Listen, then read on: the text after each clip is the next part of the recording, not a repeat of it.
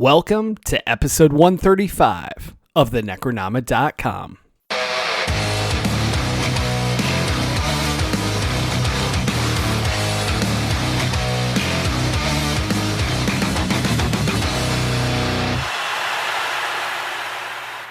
I am James Sabata, horror author, screenwriter, co-host of the podcast you're listening to right now. And the funny part is, Don did this whole part. This isn't even my voice. Yes, and I am Don Guillory, author, historian, educator, co-host of this podcast. And my normal thing when it involves ventriloquism is typically just talking out of my ass. So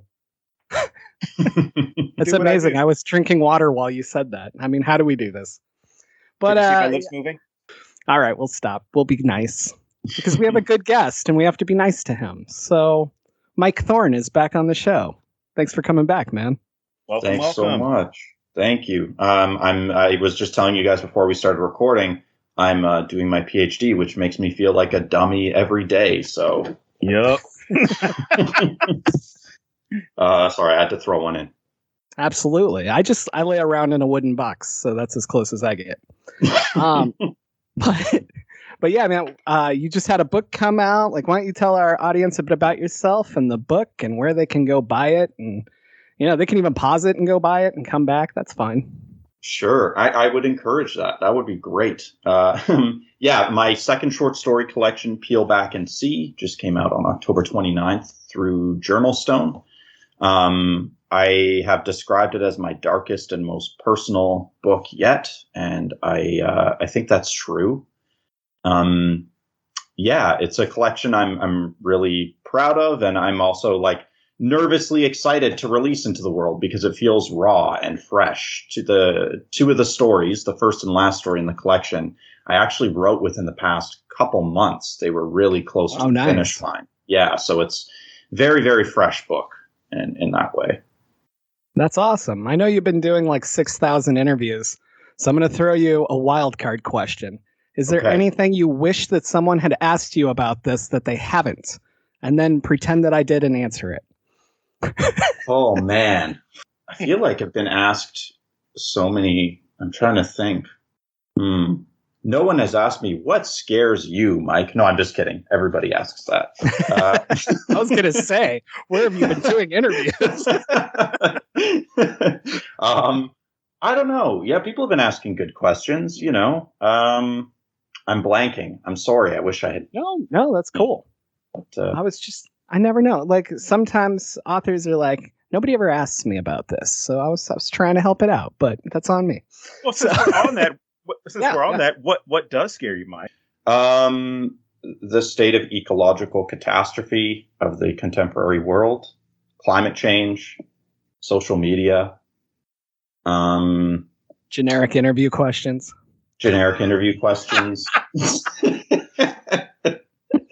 Yeah, exactly. Difficult questions. Questions in general. Stop following me. Yeah, exactly. People scare me. Everything scares me. Yeah, that's my answer. Every time I'm like, humans. Oh, absolutely. Literally everything I fear comes back to humans. Even my fear of ghosts and stuff. I'm like, those are dead humans. So that kind of comes back to that. You know, but truly supernatural shit, if it happened to me, I think I'd just be like, hey, cool, I finally get answers. Humans, on the other hand, I mean, I can't go 5 minutes without being scared of one of them. Oh, I know. Yeah, and so I even brought up, social media and climate change and these things being scary. These are also, created by humans. So it all comes back to us. Crazy. Yeah. The root of the problem. Yeah, ain't that the truth? So where can people pick up your book? It's available directly through the publisher, Journalstone. You can also get it through Amazon, Barnes & Noble, other book vendors. Yeah, the usual spots, I guess. If you get it directly through Journalstone, you get an immediate digital download with it. So if people are into that, yeah, that's a cool thing Journalstone does. So, if you want to start reading it right away, that's the way to do it. I wish more places did that. That'd be awesome. Wow. Yeah, it's a really cool idea. I like that they do that. So let's jump over towards this film. I want to tell you, I'm a diehard Saw fan. I don't know if you know that, and I know Don does because I never shut up about it. I have But no idea what you're talking about. so I knew a bit about this film going in, and I read spoilers and stuff, and somehow I missed I knew James Wan was involved, and that's everything I knew, right? I'm watching the opening credits, and I'm like, what the fuck, man? I'm like, you got Charlie Clouser doing music, you got Lee Wan-el, James Wan, fucking Donnie Wahlberg's in it. Like, I'm like, what is happening here? And then I was like, how have I not watched this before? Like, this is fucking made for me. What was going on? How did I miss this? So this was your first time watching it also? It was, yeah. No, I knew spoilers. Like, I knew the big twist, and I knew the majority of the storyline. I got to tell you, though, like, I fucking loved it. Like, this is one of those that blows the spoilers out of the water, because when you simplify this, it doesn't come out great. It's still like, oh, that's cool. But it's not like, oh my God, I got to see that, you know? And then watching it, holy shit, I loved it. Oh, I'm so glad. That's cool that you're such a big Saw fan. I actually didn't know that. And it's cool that it's like the first film Wan did after Saw. So yeah, he brought on, his crew. Oh man, I missed the best part. And he's got a puppet named Billy. I mean, there's a lot going on here. And there's a great cameo in this movie too. There is. That's right. Yeah. I did the whole Leonardo DiCaprio thing where I was pointing at the screen. I was like, oh shit, it's Billy the Puppet. That's awesome. Yeah. But yeah, no, I don't know. I don't know how I missed this, but I'm so glad we watched it. So let's kick it to you, man. Why did you pick this film when we asked you what you wanted to do?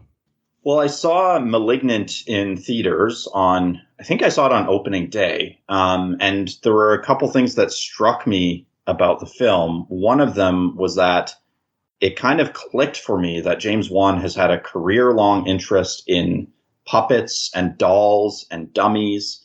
It's not overtly there in Malignant in the same way that it is in something like Dead Silence, but there is a way in which primary character in the film is kind of being puppeteered by another character, without spoiling too much about Malignant.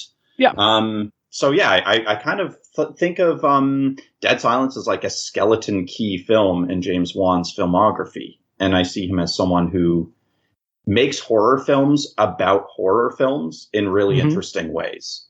And I think Dead Silence is like exemplary on that front.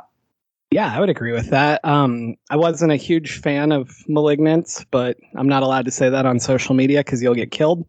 And but nobody listens to my podcast, so it's fine to say here. No, I'm kidding. But it really struck me that it's just Wan getting to like pay respects to the things that he loved. Like that film is so incredibly just bowing down to the films that influenced him and him being able to use pieces of them. And those aspects of it I just adored. So yeah. And then like this one, you have so many James Wan things, like even like the way that like Mary Shaw's face is lit up, or like it's just such he might as well autograph the fucking scenes, you know? Totally. Yeah. And another thing I thought about on this rewatch is it's the first time he worked with the cinematographer, John Leonetti, who shot most of his other films, like a lot of the major ones. He shot Death Sentence, Insidious, The Conjuring, Insidious 2, and the way this cinematographer and James Wan kind of gel together into such a distinct visual style, I think is very unique. So Dead Silence is cool in that way. You see almost in a way James Wan like formulating his voice here. I'm sure there's a pun there, but I don't have it. So. Oh, yeah. Oh, man, we got to get on top of the puns here. Don, what about you? Like, do you see connections to Malignant and that sort of thing? Now that Mike pointed out, yeah, I do definitely see the puppetry aspect or the marionette aspect to it.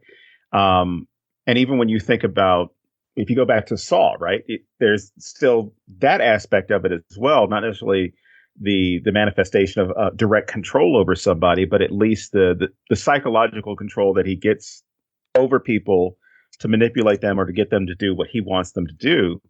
And if they fail, they pay the price, I guess. But no, kind of like you, Jake, this was my first time watching it, and you know that I'm opposed to spoilers, despite what my parents would say when I was a kid growing up. Where if I knew you hadn't watched a movie, I would go ahead and sit you down and tell you the entire plot, all the twists, everything that happened. Hey, did you know that Darth Vader is Luke Skywalker's dad? Holy shit. Like, that just came out last night. Oh, sorry. Simpsons did it. So, you know, I like to have the story tell me, I mean, aside from, because you always pull out the whole, well, Shakespeare spoils everything. Even then, I like the way that the story, if I do know what's going to happen, I like to see how the story is going to unfold and how well the twists or the surprises or whatever happens to take place, how well those are executed. And it was great. Like I said when we were off air, I said this movie was a lot better than I expected, which I'm underselling it because for me, I went in apprehensive because I don't like puppets and I don't like clowns. But if you can make me like a movie that involves puppets or clowns, as far as I'm concerned, I mean, if I were to give it a grade, I'd give it an A. Because this is about more than just a creepy puppet, kind of like Annabelle, you know? There's a lot more going on than this is a creepy puppet or a creepy doll. There's a lot of depth to what's going on. And, you know, for those who haven't seen it, I recommend seeing it without the spoilers. So you get a little bit more out of it. Cool. Oh, and not only that, the sound effects, the soundscape, phenomenal. Because I watched it. I watched it where I try to watch movies with the home theater sound and everything. I'm surprised I didn't bother my neighbors with how loud, how it went from really quiet to explosions or lightning, thunder and lightning, or the screaming, and how it was going back and forth from putting you at ease, but then also making you apprehensive and anxious when it is quiet. And I don't mean removing the ambient sound. I mean, as far as there's nothing going on that's expressly trying to scare you in the movie, but you're still on edge thinking that something is going to happen. Yeah, definitely. I one of the other things I really noticed with this is, and this comes from being a spoiler junkie, I watch how things play out, like you were just talking about. And this movie earns its jump scares. There aren't very many jump scares, but when they hit, they're not random bullshit. Antlers, I'm looking at you. And they make sense in the story, and they elevate it. Like, this film is a great example of setting up your jump scares and making them more powerful. Yeah.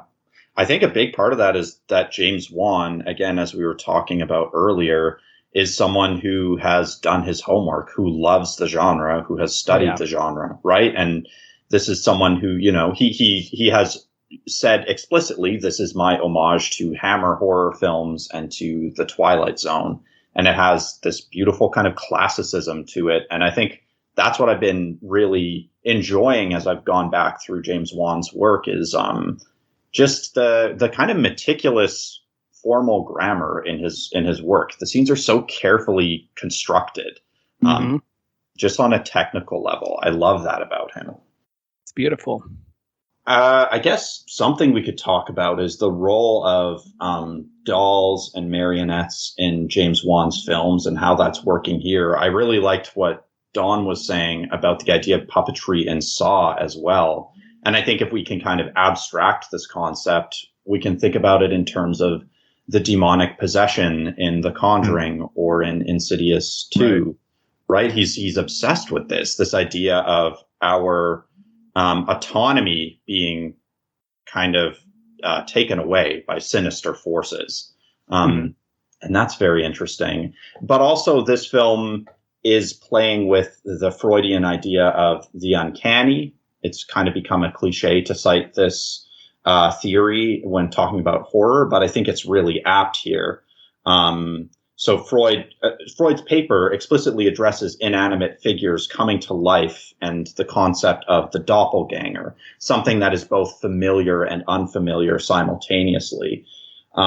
So I think the way James Wan is dealing with, especially like the father figure in the film, this figure who is nominally familiar, but who by the end of the film is revealed to be completely alien and inhuman. Those are all things I'd love to talk about with you guys and unravel a little bit. Yeah, man. I think that's utterly fascinating. And I think it also, like maybe this is just a meta moment for me, not Facebook, but but like this is exactly what I wanted from the show when we started it. It's this, we're taking a horror film about a puppet, and like you're analyzing a guy's whole career with it, and we're just like, it's all these different pieces, and that's what I truly love about this. So I don't know, I just really had to interject that holy shit, we hit the pinnacle of what I was looking for. Thank you. Oh, I'm glad to hear that. Yeah. But like yeah, so like with this film in particular, like where would you start with that? So in terms of thinking about it as like a skeleton key for Wan's filmography?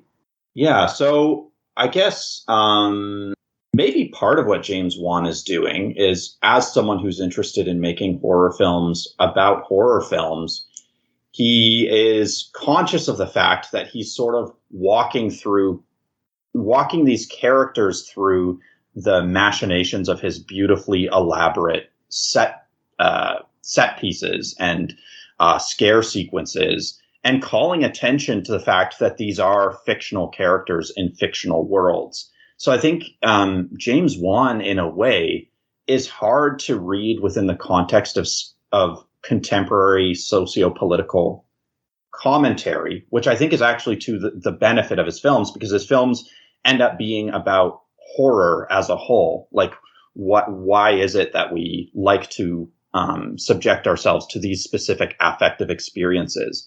Like, I almost get the same experience out of watching a James Wan movie as I do walking through a really well-designed haunted house attraction. And I actually think that's a beautiful thing about them. So yeah, I think this idea of human beings being characters in a plot whose design is beyond their understanding, or that is beyond their control. Maybe that's something to unpack. Yeah, I love that. Don, what do you have for that? I can't follow that. Well, why do you think I sent it to you? I can't follow that. All right, Mike, you have to follow, Mike. Good luck. Well, okay, so maybe here's a good entry point. Have you guys read Thomas Legotti at all? No, I have not. I don't think so. Thomas Legotti is a horror fiction writer and philosopher of horror who is obsessed with dolls and puppets. One of his small town stories, Dream of a Mannequin, is filled with these people dressed up as dolls, and dolls made up to look like people. So maybe like I could, I underlined this passage in Thomas Legotti's philosophy book called The Conspiracy Against the Human Race, where he talks about dolls. I guess I could maybe quote from that. We could talk about it. Yeah. Do it. Okay, cool. Is that cool? We're having a class right now. We're just taking notes over here. Well, he writes, puppets, dolls, and other caricatures of the human often make cameo appearances as shapes sagging in the corner of a child's bedroom or lolling in the shelves of a toy store. There are also dismembered limbs and decapitated heads of mannequins that have been relegated to spare parts strewn about an old warehouse, where such things are stored or sent to die. As backdrops or bit players, imitations of the human form have a symbolic value because they seem connected to another world, one that is all harm and disorder. The kind of place we sometimes fear is the model for our own home ground, which we must believe is passively sound and secure, or at least not an environment where we might mistake a counterfeit person for the real thing. So wow. To me, this like speaks to Dead Silence directly. Yeah, absolutely. Wow.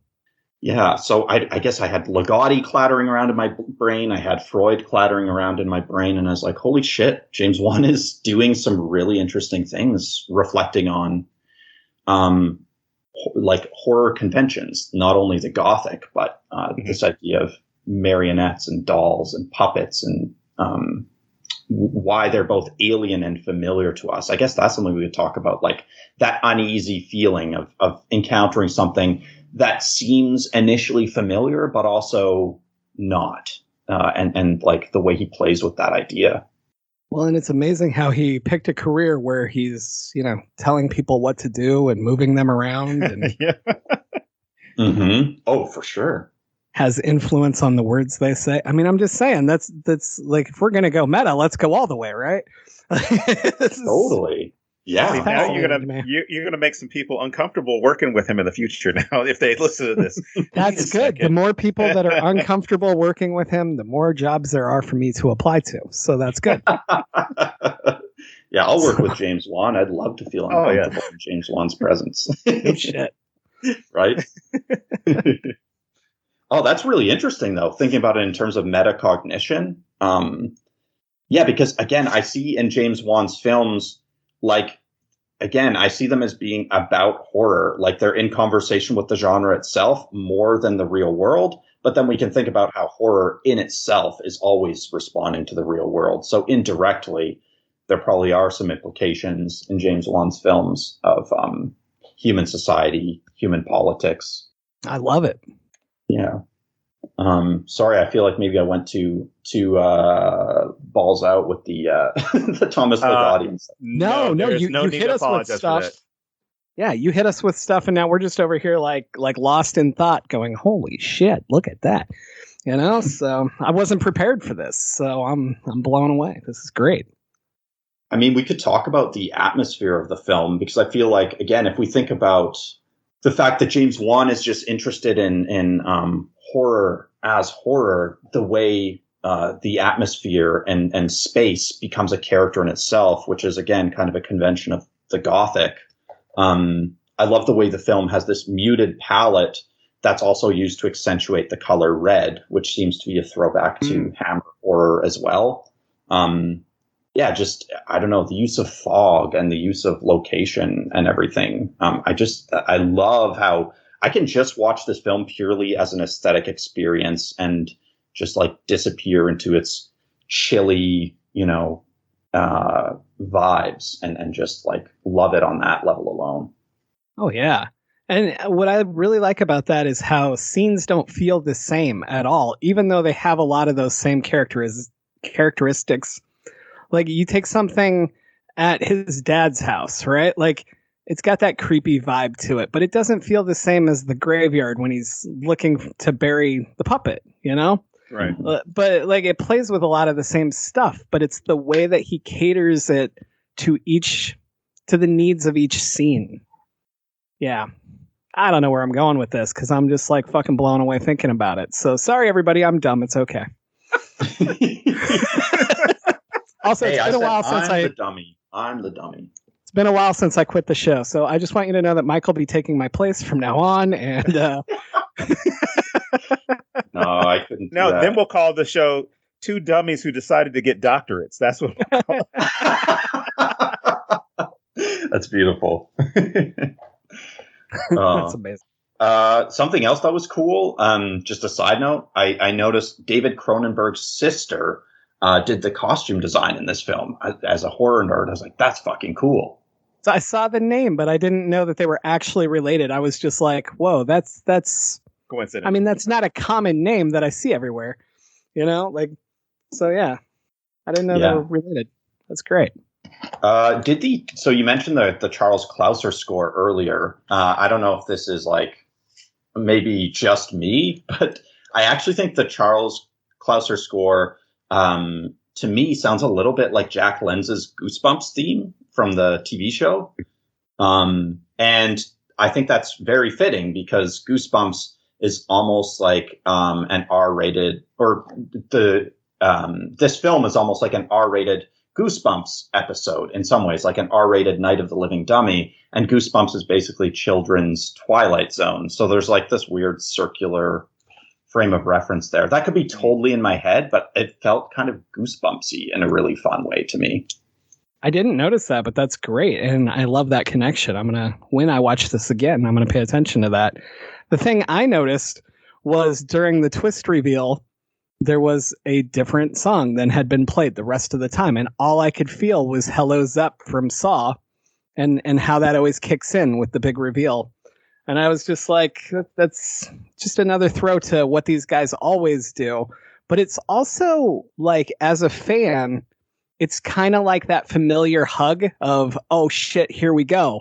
You know what I mean? Mm-hmm. And I just thought that was kind of cool because you don't get that with like, I don't know, I don't get it with most things. So I think it's because this team is working together on this. But again, I'm also just a diehard Saw fan, so maybe that's just me. I don't know. That's cool though. Like, so knowing you're a diehard Saw fan, what did you see many connections between this movie and Saw, like thematically or visually, or that would be kind of cool to think about too. Well, so this police officer is walking around. Anyway, his razor, for his son, who's in the safe. Oh, wrong movie. No, he's in a safe place. That's right. No spoilers here. But no, I guess the best way I can say it is it's not the same kind of story. So it's not like the beats hit in the same places, but the overall structure of how Wan likes to like build a world and then slowly close it in until it's one person, and then we get that big fucking moment. Like that felt very familiar to me. I don't know that I'd exactly compare it to Saw, because Saw is so, here's a guy, now he dies. You know what I mean? It's not the same level of being invested in who everyone is. Right. I thought I thought something that I thought about you when I started watching the movie because of James Wan, because you and I did not talk about this movie before we both watched it. But when it started, as far as the opening credits scene, all I was thinking was, oh, this just looks just like when Jigsaw would do all of his planning and plotting. So I honestly thought that was what you were going to talk about just now, because that in I didn't and even of make itself, that connection. That's so good. So James, I'm disappointed, man. I thought that would have been the thing that stood out to you, and That's why for I got a second off the show. I know. But no, when I started watching that part, or when I was watching the movie, I focused in on that because I was looking for kind of like James Wan gives you a little breadcrumbs here and there, but they're very subtle breadcrumbs to the point where you need a magnifying lens to catch them. There are a couple of things that stand out, like the writing that says the perfect body or building the perfect body. Yeah. And you're not sure if they're talking about a human being or a dummy, but then you see how there's this construction of the dummy and wondering exactly what role that's going to play into it, which has a great twist when you finally realize what the perfect body is supposed to be. And I'm going to disagree. I don't think it's perfect at all, but no, perfection, like beauty, is in the eye of the beholder, man. No, I mean, you're so onto something. Like, if you go back and watch Saw 1, like, John's literally sitting there drawing a reverse bear trap the first time you see him in the hospital, but nobody notices that. Like, I don't know how many times I saw it before I noticed it, like, and you're right. I should have been paying attention to that because that's such a James Wan thing to do. And I don't know, maybe the movie was just really good and I was sucked in instead. That's my defense. I feel like this film is cool too, if you think about James Wan's career, because it kind of seems to me like maybe a bridge from Saw to the more supernatural leanings of films like Insidious and Conjuring, because it still has some of that beautifully brutal violence from Saw, but then it is also veering into more like classical kind of ghost story territory. So it feels, I don't know, the more I thought about it, I was like, this is such a vital James Wan film, and it's one that doesn't ever seem to get talked about for some reason. I was like, this is like the James Wan movie. It's so James Wan, it's ridiculous. It's interesting. When you look at Billy the Puppet, you look at Annabelle, you look at this Billy the Puppet, like, James Wan is literally leaving his legacy in dolls in front of us.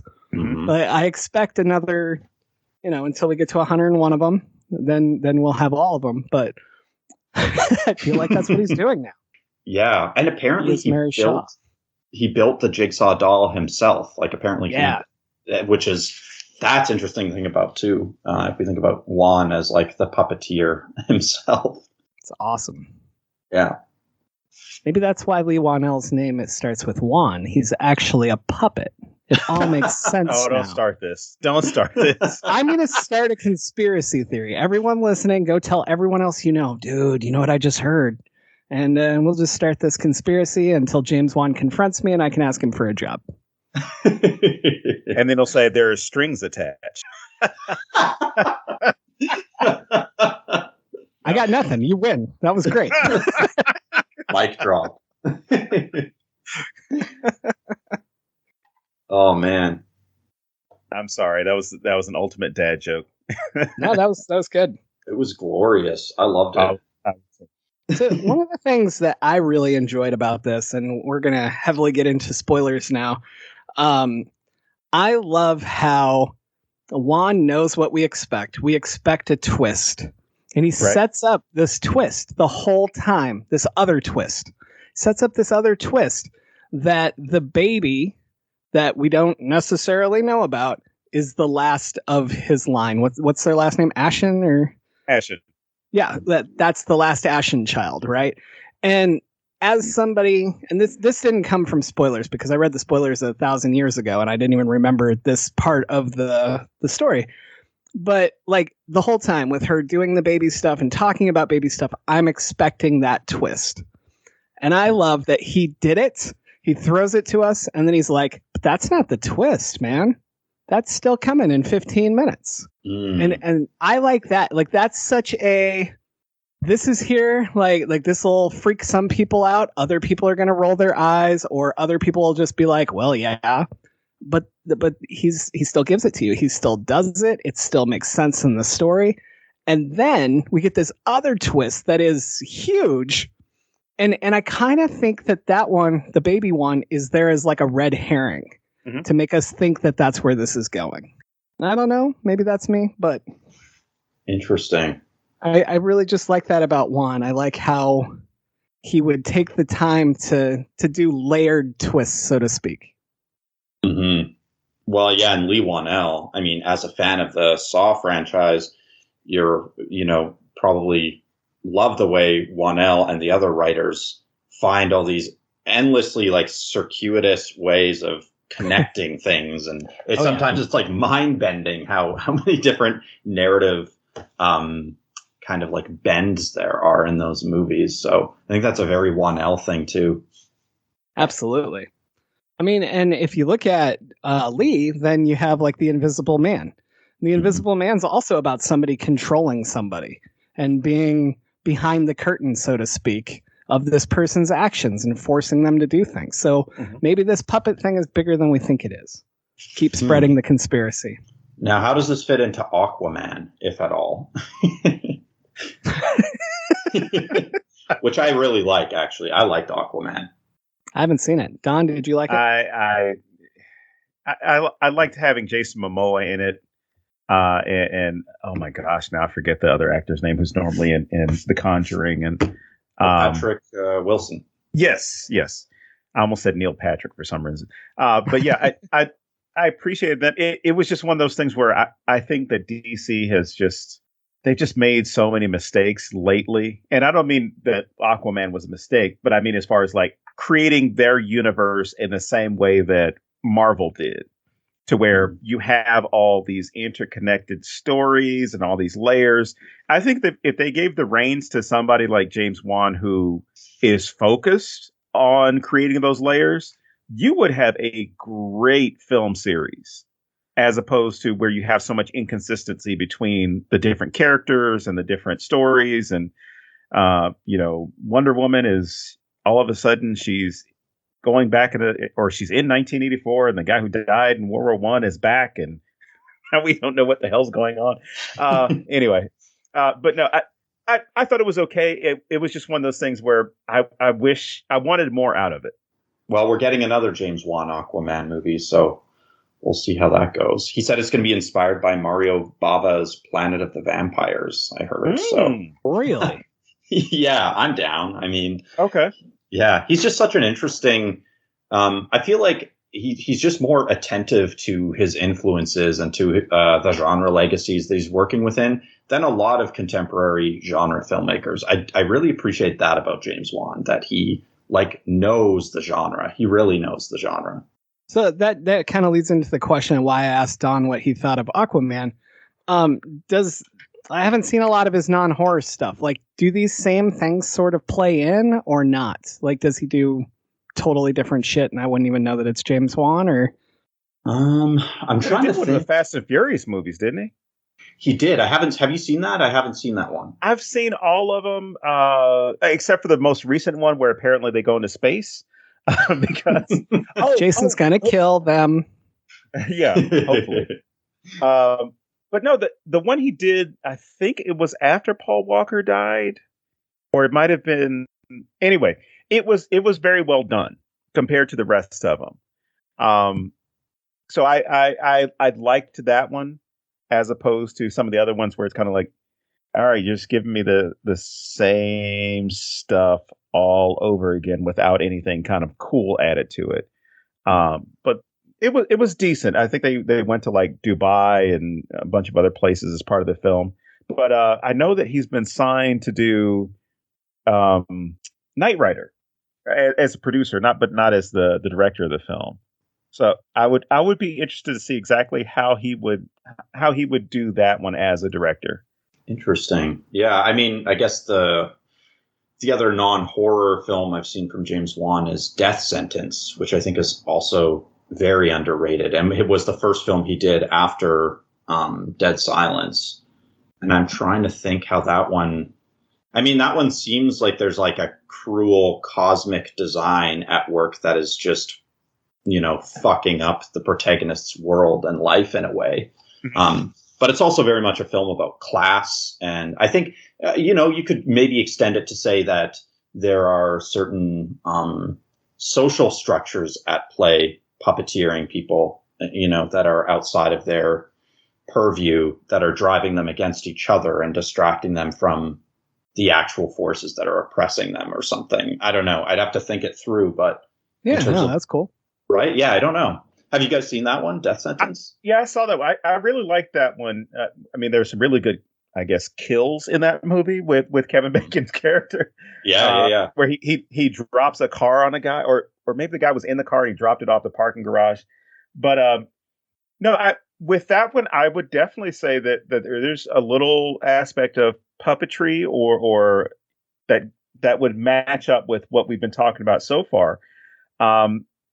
Where Kevin Bacon's character is being severely affected by the trauma and the fact that he can't necessarily get justice the way that he wants it. So it's almost as if this idea of revenge or vengeance itself is what's driving him, or at least pushing him into doing the things that he does. Yeah, I have not seen it, but I do remember the trailers for it, and I remember going, oh wow, I got to check that out. It's good. Clearly that didn't happen. Well, it's only been 14 years, James. I mean, yeah, I'm still catching up. Like, I just recently saw Jaws. Whoa. Yeah, see, I normally let him go on that one. I'm like, I'm not gonna mess with him anymore. It's been over a year. He saw it last year. Finally, I'm gonna let him go on with his life. I couldn't resist. No, it's honestly something I've been trying to do is like watch movies that I've never seen that are like the ones that are held up and adored, right? And I'm kind of reaching a point with that where now I want to just be like, hey, what's your favorite movie that no one else liked? And that's the new route I want to go, because I want to see like a bunch of strange shit instead of these movies where I already know what happens because it's so based in our culture, like it's just everywhere. And so I'm like, I want to hit some random weird shit instead now. Like James Wan's Death Sentence, maybe. Perhaps. You won't regret it. I don't know how well it's aged, James, but I mean, it's. Well, I watched The Wolfman, so. I love The Wolfman. It's categorized as a horror. I'm sorry, as an action movie. But in all honesty, it seems more like real life horror, similar to what The Purge tries to present itself as. This is probably how things would go if these were the rules. Whereas this is a guy who, is taking the Purge rules into his own world to, enact vengeance against some criminals who did wrong by his family. Yeah, that's a good way of putting it. It's based on a book by the author of Death Wish, which, Brian Garfield, I guess, wrote the novel. And all of the Death Wish movies have been approached by people with horror backgrounds. Like the director of the original film directed The Sentinel. And of course, Eli Roth did the recent 2018 remake. So it's kind of cool. Like there's this overlap between horror and the Death Wish world. That's interesting in itself, because I have that in my own life, because my dad watched Death Wish a lot and it scared the shit out of me. So it was a horror movie to me. Oh no. You saw it too young? Yeah. But, I still don't answer my door because of that. Anyway, but so what was I going to say? We were talking a bit about the different environments in this film and the way that they play out. And I mentioned the graveyard. And I just want to say how much I love this scene. Like, for as many horror films that have graveyard scenes and dig things up and scary stuff happens, or people sitting in cars and then you get the jump scare, like, this one fucking delivered, man. Mm-hmm. Like, this scene is so incredibly strong to me when it's such a stupid premise. Mm-hmm. Like, I'm going to a graveyard to bury a puppet is a really bad premise. But this scene is like one of the best horror scenes I've seen in a really long time. And I was just wondering, did this hit the two of you as hard? Like, did you love this scene, or all right, or were you terrified of it? No, go ahead.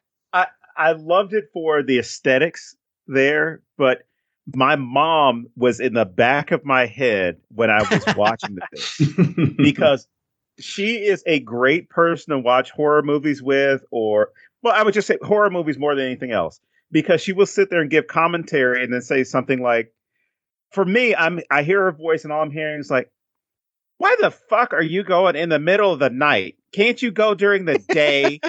Why would you go at night? And so I'm just hearing her like cursing him out and questioning like, if the dummy's alive, why would you go out there by yourself, dummy? so again, the aesthetics of it were great, but then again, that voice in the back of my head is sitting there questioning everything he's doing. Like, it could wait till morning, man. I mean, just stay up with it, tie the dummy up, do whatever you need to do, and then put it into the ground. But I did like the way that the pacing worked as far as this scene, to where, like you said, James, it wasn't about, we're going to try and get you right now and telegraphing what's taking place. I love that they get to this point where he's, done what he needs to do. And it seems like not necessarily everything's okay, but there's at least a sense of peace at that moment. And as a viewer, you then start to question, well, where's it going to go from here? And then, our favorite guy, the cop who can't stop shaving, shows up. I love that razor thing. My opening joke at the beginning of this was going to be about being a cop who takes my vibrator everywhere, but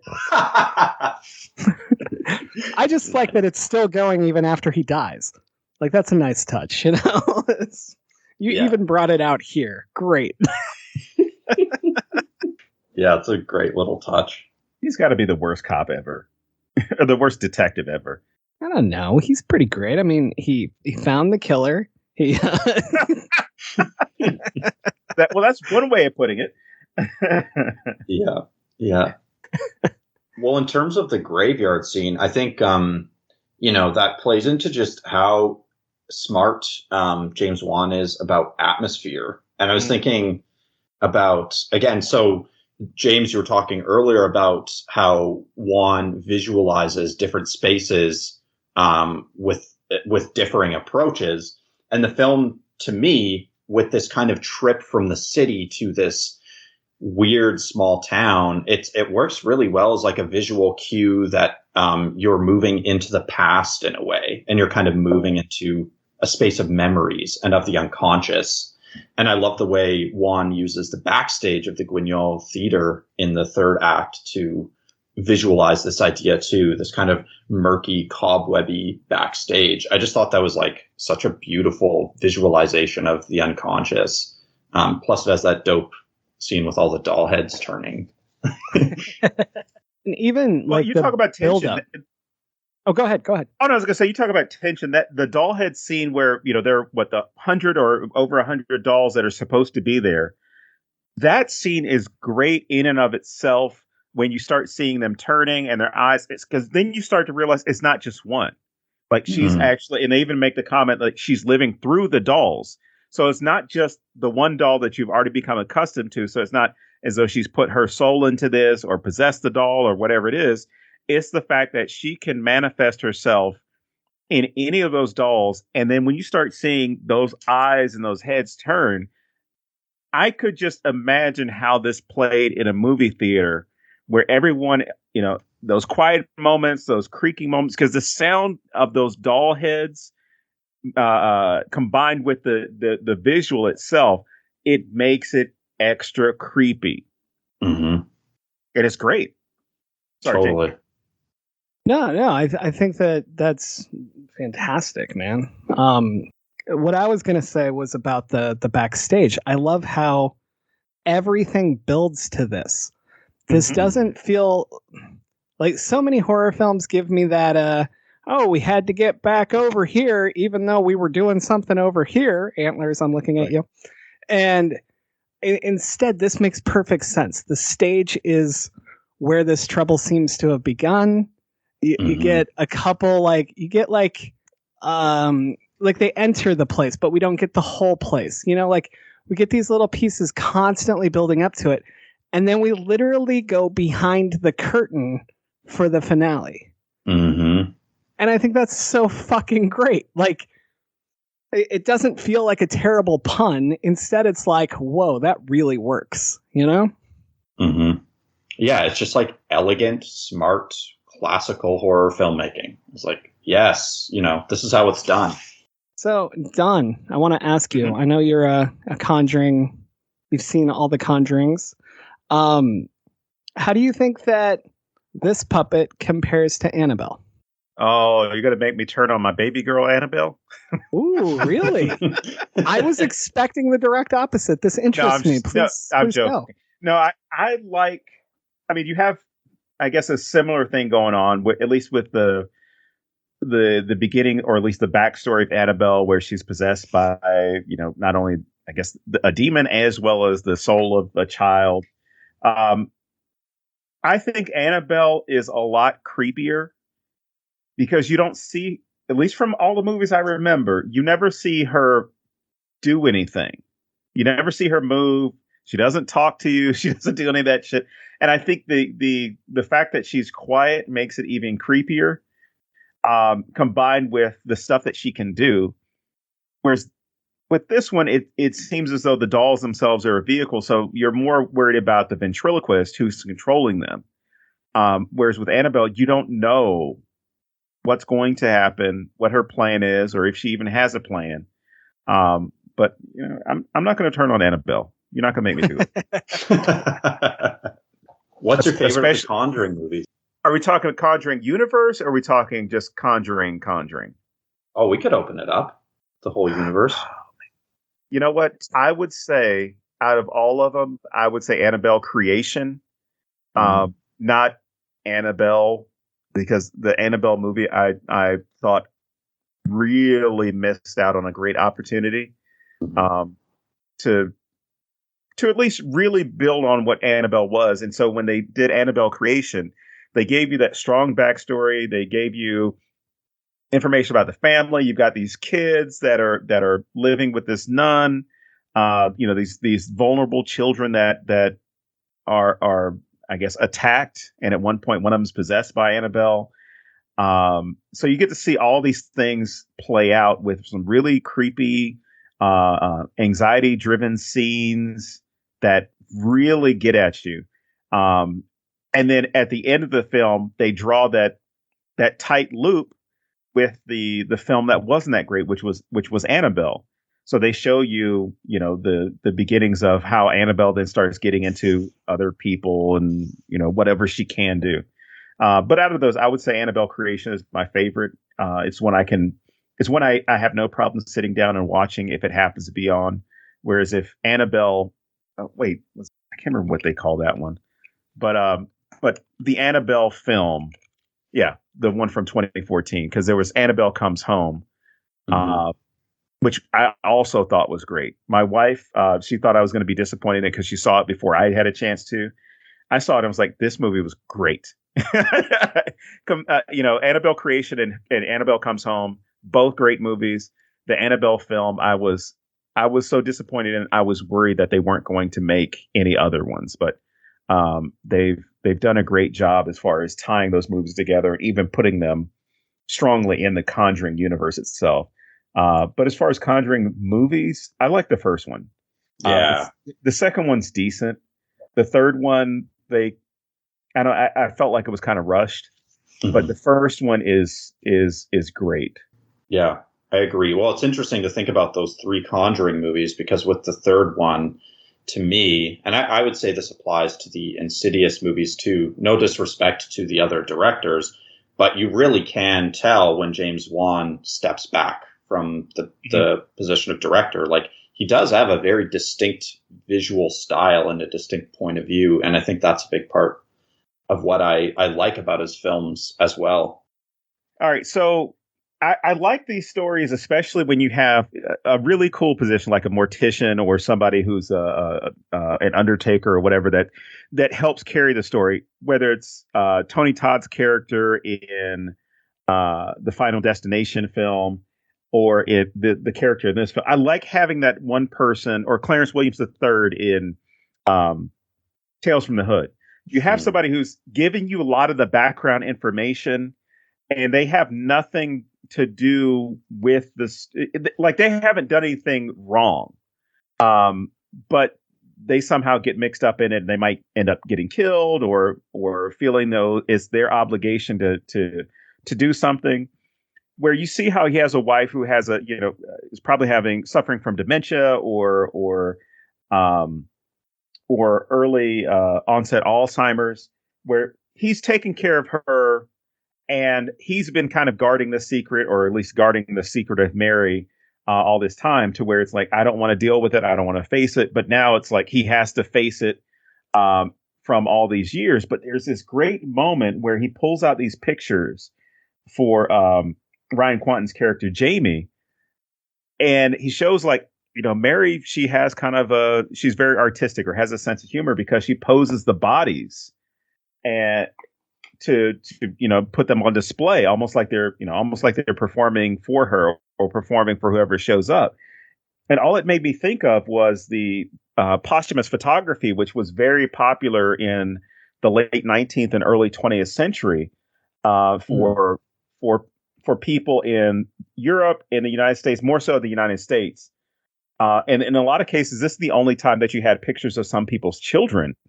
And it was typically because those children were dead. So you might have, those of you who are listening, and of course the two of you, if you haven't seen them before, Google posthumous photography, because it is beyond disturbing. Whereas in the case where the Undertaker shows, Jamie's character all these pictures and says, commenting about Mary's style. The photos that you will find are not too far removed from what you would see in this film, because of the reason why they were being shot. It was, one, to capture this moment, or at least take a picture of somebody before they're fully gone and buried. So sometimes you would have children that died in childbirth, or sometimes mother and child would die in childbirth, and they would be posed in a family photo. The mother's in the bed, she's holding the baby. And there were these people who specialized in making them look as though they were alive for the photo. You would have people propped up to look like they were standing. You would have all these great attachments, or at least ways that people would be posed or held up, so that someone seeing the photo would be reassured about, the beauty of this moment, or the fact that they had kids, or, it was a very, even looking back on it, it was kind of weird, but at the time it was somewhat acceptable and accepted, because this was a lot of cases, the only time you might be able to see that person for an extended period would be through that photo image. But one of the most disturbing ones I've seen involves a newborn baby or a toddler that's dead, and they're being held by their older brother or sister who's still alive. So they're making these children pose in pictures with their dead siblings so they can have a recording or record of that child being in the family. And just think about the amount of trauma that this kid would have had to go through by holding their dead brother or sister for an extended period of time to take photos. Because this was not like today where your photo is taken in a millisecond. You had to wait a little bit to make sure that the photo was taken and captured. So, therapy wasn't a popular thing then, but there were a hell of a lot of people who probably needed it after taking those photos. Maybe it was so normal they were just not even fazed by it. But you got to think about this. It's not going to be normal for you unless you've had 8 younger brothers and sisters who all died, and it's kind of like, all right, Johnny, you know the routine. Johnny's like, can't we just Photoshop this? And they're like, Photoshop's not invented yet, Wow. But I mean, I contrast that with James Wan's use of those photos, but then going back earlier in the film, when you have this moment where Jamie talks about his mother and the stepmom or the previous stepmom and his new stepmom saying all dad's going to do is, he drove my mom to killing herself.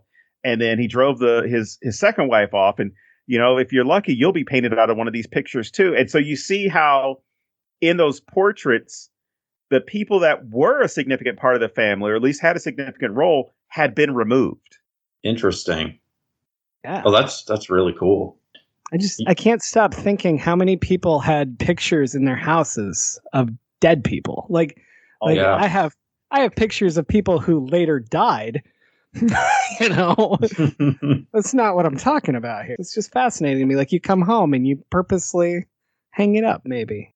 It feeds nicely too, though. I think that's really interesting to bring up in maybe what's creepy about dolls and mannequins and puppets. By invoking those sorts of photographs, one is maybe foregrounding similarities between dolls that are vaguely human, but also very not human, very alien, and human bodies, dead bodies. And it's well, what makes us human? Why is it that, or what is it that makes a corpse alien and terrifying when, it is a human body, but it's not human in some sense. So that's cool to think about, actually. But I said positivist photography. It's post-mortem photography. Exactly. Yeah. Okay. I don't know. My grandparents had a lot of photos that were just really creepy anyway. So now I'm like, did they have some of those? I don't know. I mean, again, it's very possible, but to Mike's point, there is that question of what exactly is life at that moment, So you have that show where Mary and Billy are performing. As part of that flashback, and there's that one kid who wants to be the asshole. Is I can see your lips moving. I can tell you're not real. And way to go, asshole. Yeah, and then you see Billy, the doll, getting pissed off and saying, what do you mean I'm not real? I'm just as alive as you are. And as a viewer, knowing that this is a horror film, I suspend my own belief. I'm like, oh, fuck, maybe the doll is it's got a human being trapped in it. And he's going to come alive, and he's been killing all these people. That's next week's show. Yeah. So as a viewer, I was really fast. We're really doing Child's Play next week, so that really is next week's episode. Continue. Oh yeah, that brings up whole new dimension. But it does make you question, what's alive, because now we're in this world where we're talking about AI or AI driven stuff, and I'm sure at a certain point, because this has already been discussed. At what point does something that's AI become considered a living being or sentient? And if it does become sentient, do we then consider it to be a living being? Considering that we've also, according to Supreme Court decisions, that there's been the opinion rendered that corporations are people. So that's scary. Yeah. So I kind of question, like, is it going to be a thing where we start to draw determination or a difference from or between humanity, human beings, people, living beings, and determine, who exactly gets rights or who or what exactly gets rights and who doesn't? Because I'd hate to think a Tesla vehicle would have more rights than a human being. Yeah. Although at this point, it doesn't seem that far-fetched. No. That's scary. What do you think, James, as far as this whole idea of humanity or people or living things?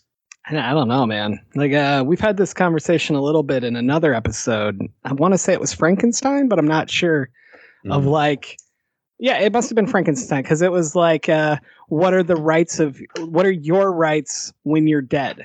Right. Mm-hmm. And it was like, like I mentioned, like if I wanted to be cremated, but I die, my wife could change that. Like she could have me buried or taxidermy me as a butler or whatever, And, but I don't know. Like I feel like it comes back to that same conversation, but in a different way. It's the other side. Like where does it end as well? Like what makes us human? But then like, what are these lines leading into corporations and into all this other shits? And at what point, I mean, this is going way off track, but like, at what point is it all just, I bought my rights? So like as a corporation, I bought a judge and he made me a sentient being or whatever, like at least legally. But, my answer to you is I have no idea. This is one of those conversations I can get lost in for like 6 hours at a time and just sit here thinking about it. Right. I guess if I were to maybe segue, I thought it was interesting that you brought up Frankenstein. And again, when I was thinking about the way Dead Silence is riffing on genre legacies, I thought the kind of muted blue filter aesthetic of the film, which is broken by these flashes of bright red, it almost feels like Wan is invoking the classic Universal monster movies as well. And also this 1945 anthology film, Dead of Night, which has a dummy themed segment in it, as well as the Twilight Zone, the episode, The Dummy. But yeah, I thought that was cool too, how he's like kind of invoking maybe a little bit of a black and white aesthetic that becomes kind of infected by the vibrant color of Hammer horror. I don't know. Did you guys get some like classic Universal vibes from this film at times too? Well, I mean, I just have that problem now because we did like 7 Universal monsters in October. Oh, I love that shit. And so like I feel that's all I was watching. And so now I see it everywhere I go. And this is another segue that has nothing to do with anything, but it's fascinating to me how much I see it influencing things. And I don't think the people making it now even thought like, oh, well, and Frankenstein did this. It's like, it's just that ingrained in who we are now as horror people, So true. But yeah, so it's like, so yeah, I saw a lot of it, but I couldn't tell if it was me and just the world I was living in at that point. So there you go. There's also the whole concept of once an artist creates something, it's no longer theirs. It's the audience's property because they're going to consume. I'm sorry, they're going to consume it, but they're also going to view it however they want to view it. Ray Bradbury's Fahrenheit 451 is a great example where he himself has said, this is about technology. This is about warning you about technology. And people are like, it's about censorship. And he's like, no, it's about technology. And then English classes all throughout, the United States, go ahead and talk about how it's about censorship. And he's still sitting there, well, up until he died. No, it's about technology. So I think the same thing could take place here where, yeah, because of everything that you've already consumed prior to viewing something like this, it then becomes all that is going to have an effect on how you see it now. So, when Mike asked that question, for me, I did think of Phantom of the Opera a few times and even thought about The Invisible Man, to an extent, thought about Frankenstein. And I'm sorry for doing this, but because Ryan Quanten is in it, it just made me think of when he was in True Blood. So I kept waiting for a werewolf, a vampire, a shapeshifter, a witch, or someone else to show up behind him, possibly even a fairy to show up behind him. And none of them showed up. So I was disappointed.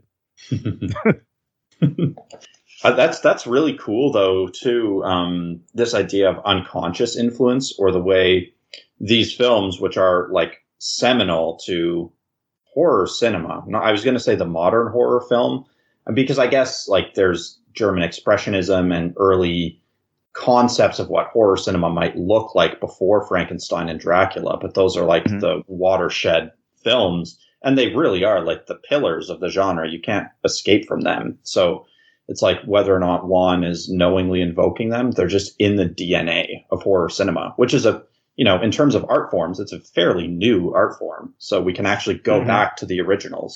That's really cool. Wan is one of the few people that even if he totally lied and he's like, that's exactly what I was going for, I would believe him in a heartbeat, because everything is always so purposeful that I would have no reason not to believe that. Mm-hmm. Oh, for sure. Yeah. And he's just so obviously a student of the genre, which again is something I just really respect and admire about him. And I do feel that's maybe lacking in a lot of contemporary mainstream studio horror films. It just feels kind of careless and not really steeped in a knowledge of the genre, which I think is unfortunate. Yeah. Well, he's one of the few that can scare me. Like, I always get this, everybody who listens to the show has heard me bitch about, that's not horror. And people say this to me because something didn't scare them, right? And that has nothing to do with horror for me. Like no. It's there, sure, but it's not my defining characteristic. And Wan is one of the few that I don't know that I'm scared in the moment, but he puts this shit in my brain that fucks with me way later. Right. Like to this day, if I hear a metronome, I see Insidious in my head instantly. Right. Like just that little ticking, right? Like, because it was so powerful in that film. Just things like that. Just these things that I wouldn't say are necessarily even tied to horror, but because of what he does with them, I'm scared of it later. And that's way more interesting to me than jump scaring me, even though Insidious has one of the jump scares that scared the fuck out of me the most. I jump scare at everything, though. Like Dawn could cough and I'll jump like 3 feet. No lie. Like, well, really, especially now. Yeah, right? Now I'm like, oh my God, COVID. But so, no, but like we did a bunch of advanced screenings for films and stuff together. And he can tell you straight out, I can jump scare at like a non-horror movie. That's just how jumpy I am. And so it's not that I'm scared. It's just I'm startled, right? And that's not the same thing to me. That doesn't mean anything to me. There's no power to that. And Wan puts this shit in my brain instead that in the moment I'm like, that was fucking cool. And then, 8 days later, I'm somewhere and I'm fucking scared thinking about it. Totally. Yeah. Well, I like the way you're talking about like a jolt of sound or whatever. And Dawn was invoking this a lot earlier too, the sound design in Dead Silence. And I think part of what's very special about Wan's films is the technical design. If I recall correctly, he even worked as an editor on a few of his previous films, at least one of them, and I'm blanking on which one. But he's obviously very attentive to the marriage between sound and image, and the way Dead Silence actually just drops the audio altogether at a few key moments. I don't know if I've seen a horror film do that overtly before, but it works so well. I wish more would. Silence is way more terrifying to me.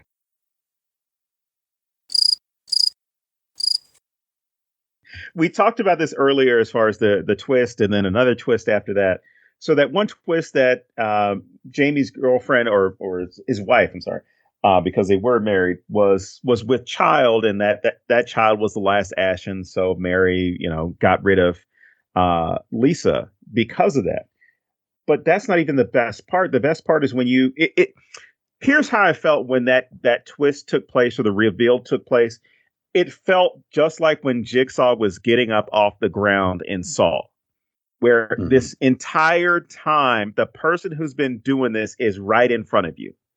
And what we find out is it's actually his stepmom, or Mary has possessed the body of of Jamie's stepmom, and she's been controlling his father, her husband, in order to, one, get Jamie out there to come back home so he can, face the punishment or whatever he needs to do.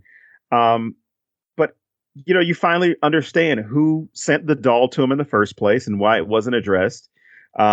You see why Jamie's father is in such a decrepit manner, which is, you just think, oh, well, he's an old, sick man. He's in a wheelchair. He's on oxygen. He's doing all the, he shouldn't look in the best of health with those conditions.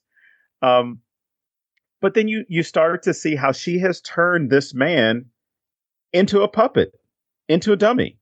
And as you said, James, earlier, she's even dressed him like one with the bow tie and tuxedo. So good. What do the two of you think about this? I fucking love it. Like, like I've said a million times, I know spoilers usually before I watch stuff. So I spent the entire movie watching how this played out. So like watching how perfectly lined up so that she's behind him, her hand's always hidden, but it doesn't feel forced. It feels like a normal place she would be standing, like it's not something that draws your attention to like, why the fuck is she always right behind him like that? Mm-hmm. It works so well. And then, yeah, like I said, I can't remember if we were off air or if we were in this show, but like when I realized he was wearing the tuxedo and the bow tie, I just started laughing. And I was just like, that is so amazing because it totally fits what I expect of his character. So it's not weird. It's not pointed out. It's also not the stereotypical black, exactly like the puppet we're all used to. Right. It's a play on that. And I thought that was so clever and just one of those great little things that, I don't know, that's the kind of stuff that entertains me. So I loved it, but I love this reveal. I love that. I love how all of this is set up. I love the payoff. I love how it plays into the family.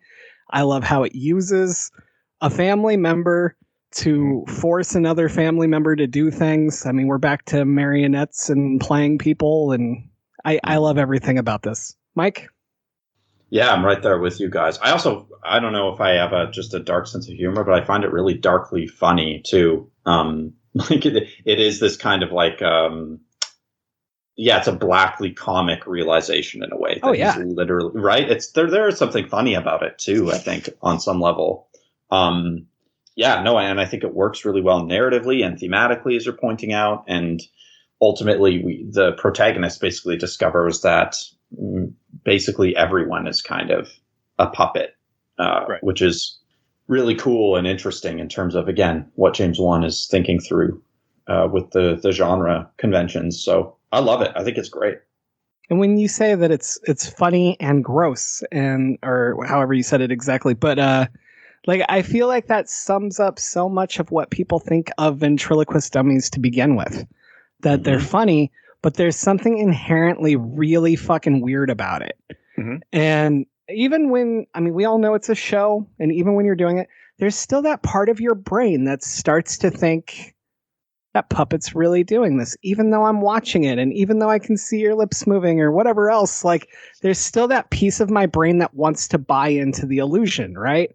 Right. And so when you blow it up on this grotesque level of literally your dead father is a puppet and there's a big hole in his back and his wife or whatever is controlling him. Like it just amps that same thing up. It's funny, it's creepy, but man, it's cool. And it's just one of those things where I've had this it's not a fear, but it's just always creeped me out. Puppets do. I love them. Like there's something that draws me to it, but it's always that creepy feeling.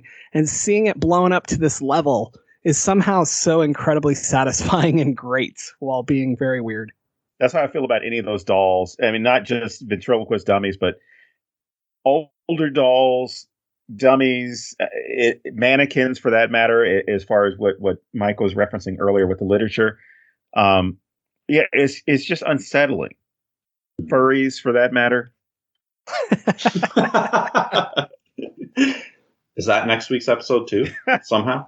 I think the week after that. No. Oddly, the week after that, if everything goes according to schedule, the week after Child's Play is supposed to be Psycho Gorman, which is a guy being controlled by a little girl. So we have a fucking theme going, and I didn't even know it till now. Beautiful. Gotta love it. Are we ready to move into movie recommendations? I am, if you guys are. Yeah, totally. Cool. All right. So this is the part of the show where you tell people what they should watch if they liked this. So, Mike, would you like to go first? Sure. I guess I would recommend going with the 1945 anthology film Dead of Night that I mentioned earlier, which has one of the classic dummy-themed horror segments. So that would be my go-to. Check out Dead of Night from 1945. Cool. I'm going to go overly obvious and say the Saw franchise and anything with Annabelle, obviously. I just feel like there's so much James Wan does that, like you said, it all comes through in this one. And even Insidious, like you have those. My favorite part of Insidious is the weird women that like pause with the smiles on their faces.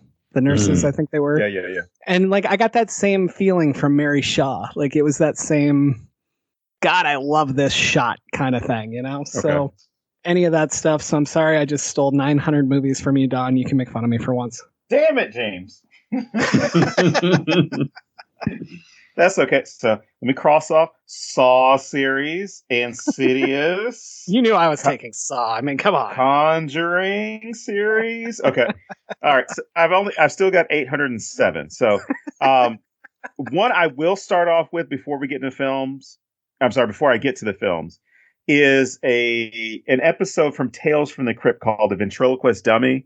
It featured Bobcat Goldthwait and Don Rickles. It's one of my favorite episodes, and it was about this guy who was trying to break into comedy as a ventriloquist, and his idol was Don Rickles because not Don Rickles, but the character played by Don Rickles, who has this little dummy that he goes around to the shows with.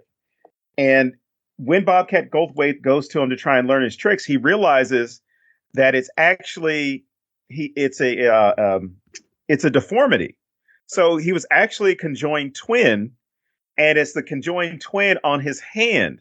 So there actually is no dummy. It's simply that it's basically this little thing on his hand that's doing all this. But to ruin it, because it's been out for 30 something years, what he ends up happening is he gets jealous of the success that this guy has, cuts off his hand, and realizes that the thing can live without being connected to the hand. So he actually starts putting him inside the dummy, and eventually the dummy gets back at him by attaching his body to Bobcat Goldthwait's arm. So he has to live that whole way. And I love there's a joke at the end where he says, "Yeah, try scratching your ass now, pal," which is a great, which is a great line in any of the Tales from the Crypt episodes. But yeah, the Annabelle series, there was a movie Dolls. I can't remember how it went, but the Goosebumps, the most recent Goosebumps iterations of it, Child's Play, which we're going to talk about on a later episode, La Llorona, Lights Out, let me cross that Conjuring series, It Follows, Nightmare on Elm Street. One I didn't think about until we were doing this was His House, and how something else otherworldly kind of controls you. In their case, it's guilt. Don't Breathe, Skeleton Key, and then Lights Out. Those are the ones that I at least have so far. But I mean, you really did have 807 for once. Well, I didn't have as many as I normally do. I mean, no, I liked it. No, there's a lot of really good recommendations in there. But the more fascinating thing to me right now was just like, as you're saying those, like I'm thinking about how these same things that we're talking about with Wan kind of play into other stuff. And I don't know. It's just like there's another layer of like, once you take puppetry to that next level, it applies to way more films. And that's kind of interesting to me. Something I've never thought about. Well, all right. I try to help, my friend. There you go. So I suppose we'll wrap this up for this week. We'll bring it back to you first, Mike. Why don't you tell everybody where they can find you online and tell them again about your book and where to go grab it. I have a website, MikeThornWrites.com. I'm on Twitter with the handle Mike Thorn Writes, same handle on Instagram. I recently adopted a very cute black cat, so if you want to see photos of him, that's the place to go. And I have 3 books out now. There's Shelter for the Damned, Darkest Hours, and my newest, Peel Back and See. They're all available through the publisher, Journalstone, or Amazon, or Barnes & Noble, or other places books are sold. You help me put food on the table, and if you don't want to do that, you can help put food on my agent's table if you buy my books. So. Yeah, Fantastic. Thanks so much, guys. Thanks for Absolutely. having me on. Hopefully you'll be back again, because we always love having you here, man. Mm-hmm. All right, so that wraps it up for this week. As always, I am James Sabata. And I'm Don Guillory. And we will see you back here next week when we talk about another puppet that's been possessed and killing people. All right. We'll see you here at thenecronoma.com.